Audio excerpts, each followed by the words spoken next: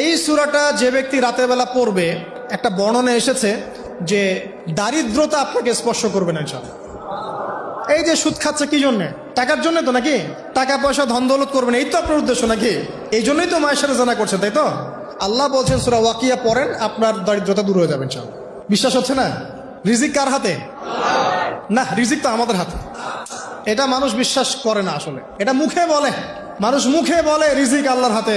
মানুষ যদি বিশ্বাস করতো রিজিক আল্লাহর হাতে, তাহলে মানুষ কেমন করে সুদ খাবে?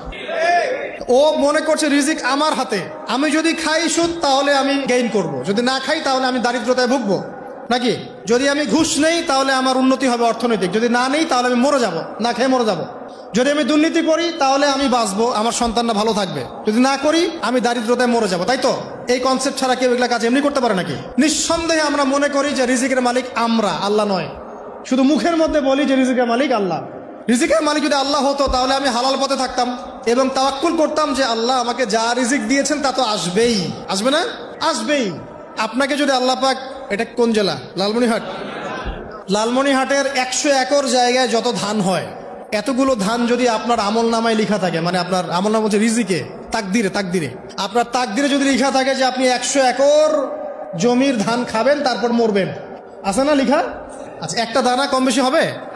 তা আপনি যদি আল্লাহর প্রতি তাওয়াক্কুলই করেন তাহলে আপনি হালাল পথে থাকবেন, বিশ্বাস করবেন যে আল্লাহ পাক যেটা লিখে রাখছে আমার তাকদিরে রিজিক, এর একটা দানা রেখেও আমি পৃথিবী থেকে যাব না, সিম্পল। তখন আপনার অন্য পথে যাওয়ার কোনো কারণ নাই।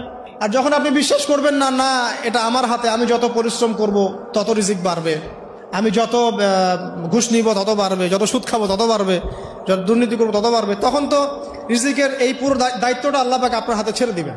আল্লাহ পাক আপনাকে কোনো বারাকা দিবেন না। ইয়ামহাকুল্লাহু রিবা ওয়া ইউরবিস সাদাকা। সদকা করলে সম্পদ বৃদ্ধি পায়, আর রিবার মধ্য দিয়ে সম্পদ ধ্বংস হয়ে যায়, একদম মাটিতে মিশে যায়। অনেক গভীরে চলে আসি, আসে না আবার রাতে চলে আসি। রাতটা কিভাবে এনজয় করতে হয় এটাই আমাদের আজকের লেকচারের টপিক। মানে আমরা কিন্তু জীবনটাকে অনেক বোর মনে করছি না?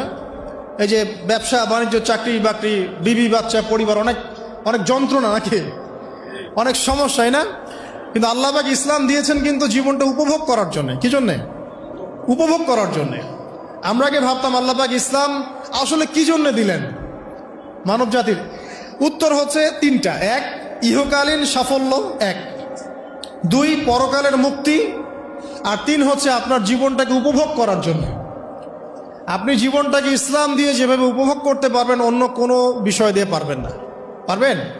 পারবেন না। আসেন দেখেন কিভাবে। রাতটা নিয়ে কথা বলি।